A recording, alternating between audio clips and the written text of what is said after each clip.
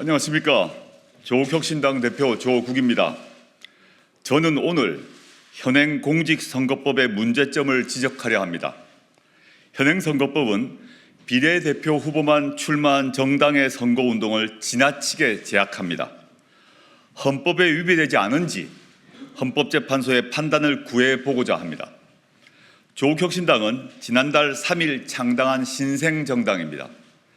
22대 총선에 지역구 국회의원 후보자를 추천하지 않았습니다. 윤석열 검찰 독재 정권과 민주진보 세력의 1:1 구도를 만들기 위해서입니다. 대신 조국혁신당은 25명의 비례대표 후보만 추천했습니다. 현행 공직선거법은 비례대표 후보 선거운동의 주체를 후보자 개인이 아닌 후보자를 추천한 정당으로 규정하고 있습니다. 비례대표 국회의원 선거에 참여하는 정당은 정당별 비례대표 후보자 중 2인의 텔레비전 및 라디오 연설, 중앙선거방송토론위원회가 개최하는 대담, 토론회, 신문방송, 인터넷 광고를 통한 선거운동 등을 할 수 있습니다. 아주 많은 선거운동을 할 수 있는 것처럼 보입니다. 하지만 유권자들을 직접 만나서 할 수 있는 것은 없습니다. 조국혁신당의 비례후보 정당 투표 기호는 9번입니다. 비례후보들이 할 수 없는 9가지를 말씀드리겠습니다. 첫째, 유세차를 쓸 수 없습니다. 둘째, 로고송을 쓸 수 없습니다. 셋째, 유권자의 시선을 끌 수 있는 선거운동원의 율동이 없습니다. 넷째, 마이크를 쓸 수 없습니다. 다섯째, 공개 장소에서의 연설이나 대담이 없습니다. 여섯째, 플래카드를 내걸 수 없습니다. 일곱째, 후보자의 벽보를 붙일 수 없습니다.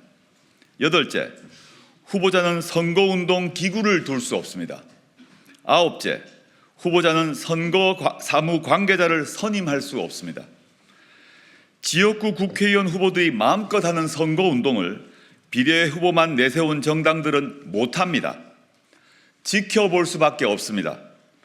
제가 전국을 돌아다니며 유권자들을 만난 자리에서 오로지 육성으로 기자들의 질문에 답하는 형식을 빌어 유세 아닌 유세를 할 수밖에 없는 이유입니다.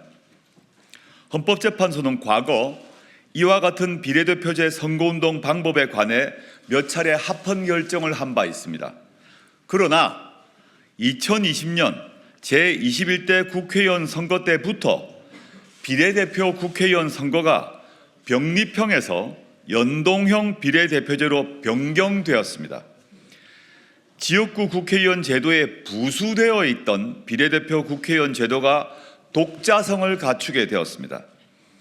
전국적인 정책을 주된 논제로 다루는 정책 위주의 신생정당, 다수 대표제에서 국회 입성이 어려웠던 사회적 소수견을 반영하는 소수정당이 대의제 체제에 참여할 수 있는 길이 열리게 되었습니다. 비례대표 제도의 본질적 변화에 맞추어 공직선거법상 선거운동 방법에 대한 규제도 개선되어야 합니다. 조국혁신당은 현행 공직선거법 규정들에 대해 헌법재판소의 헌법소원을 제기해 위헌 여부에 대한 판단을 받아볼 것입니다. 위헌 소송과 별개로 기호 9번 조국혁신당은 다른 정당들에 비해 9가지 선거운동을 하지 못해도 나라를 구하겠다는 심정으로 선거에 임할 것입니다. 헌법소원의 결과는 선거 이후에나 나올 것이고 조국혁신당은 지금 선거법을 준수하며 선거운동에 임할 것입니다. 국민 여러분들께서 조국혁신당의 마이크가 되어주시고 현수막이 되어주시고 유세차가 되어주시길 호소드립니다. 더 빠르게, 더 강하게, 더 선명하게 행동할 것입니다. 고맙습니다.